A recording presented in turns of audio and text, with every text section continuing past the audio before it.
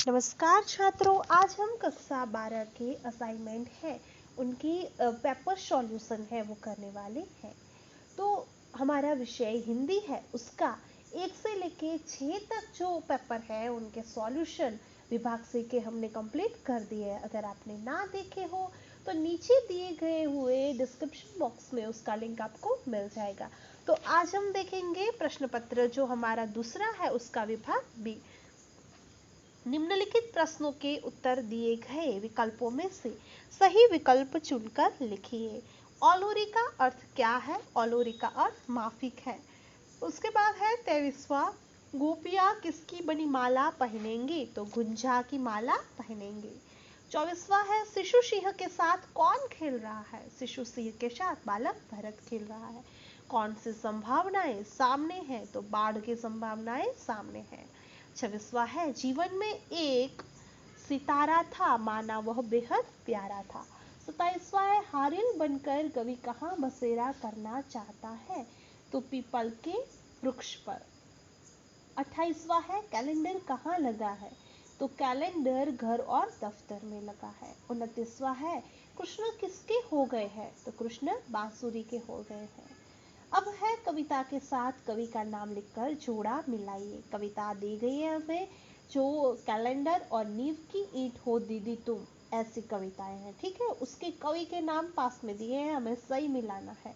तो कैलेंडर के कवि है सूरज बड़तिया और नींव की ईंट हो तुम दीदी, उनके कवि है उदय प्रकाश। अब है निम्नलिखित प्रश्नों के उत्तर एक एक वाक्य में लिखिए। कृष्ण किस राग में गीत गा रहे हैं?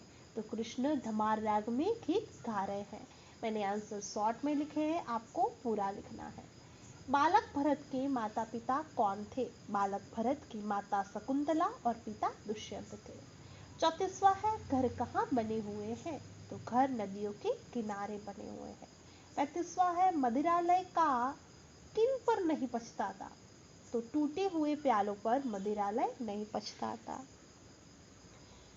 उसके बाद में है, निम्नलिखित प्रश्नों में से किन्हीं 3 के उत्तर 2-3 वाक्यों में दीजिए।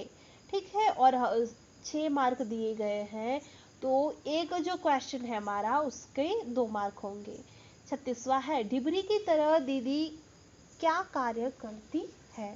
तो हमें आंसर लिखना है 2-3 वाक्य में। डिबरी का काम है बातें के माध्यम से तेल सोख कर जलना और प्रकाश फैलाना।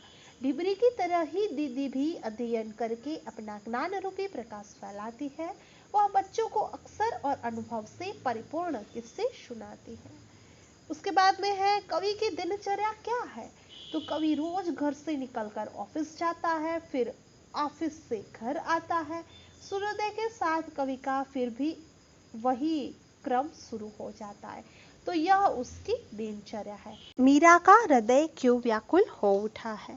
तो भगवान श्री कृष्ण के न आने से मीरा को कुछ भी अच्छा नहीं लग रहा है। मीरा भगवान कृष्ण के दर्शन की आशा लगाए बैठी है कि कब वे उसे दर्शन देते, इसलिए उसका हृदय है वो व्याकुल हो उठा है। 39वां है, गोपियां व्रज से क्यों भाग जाना चाहती है? तो बांसुरी हमेशा कान्हा के पास ही रहती है, इससे गोपियों को बांसुरी से ईर्ष्या होती है। वे कहती हैं कि कृष्ण बांसुरी के बस में हो गए, इसलिए अब वे गोपियों को नहीं चाहेंगे।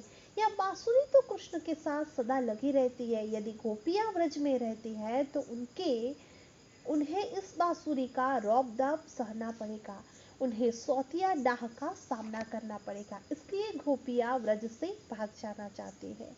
उसके बाद में है, सिंहनी क्यों गरजने लगी?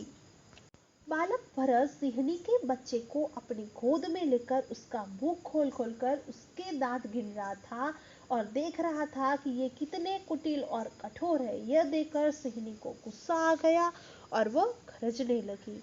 उसके बाद में है, निम्नलिखित प्रश्नों में से किसी एक का उत्तर 7 या 8 वाक्यों में लिखिए।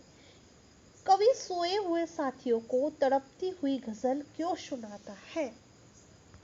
कवि ऐसा क्यों सुनाना चाहते हैं?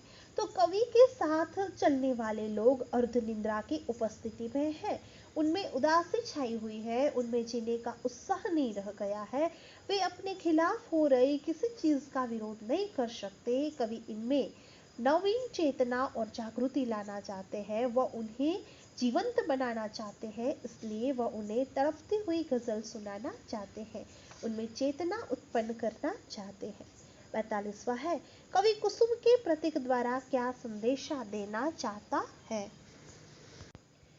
तो कवि चाहते हैं कि माना कि तुम्हारे जीवन में कोई ऐसा था जो तुम्हें फूल की तरह प्रिय लगता था और तुम उस पर न्यौछावर होते थे, उसकी प्रसन्नता में ही तुम अपनी प्रसन्नता मानते थे। तुम्हारे जीवन का वह फूल सूख गया तो सूख जाने दो, अब तो वह कभी खिलने वाला है नहीं, इसलिए उस पर शोक करना व्यर्थ है। कुसुम के इस प्रतीक द्वारा कवि यह संदेशा देना चाहता है कि कोई व्यक्ति कितना भी प्यारा हो, यदि वह सदा के लिए बिछुड़ गया हो तो उसके पुनः मिलन होने की कोई आशा नहीं, इसलिए उसे भूल जाने में ही बुद्धिमानी है। तो आशा है कि आपको ये हमारा सॉल्यूशन है वो उपयोगी होगा। So wish you all the best. Like share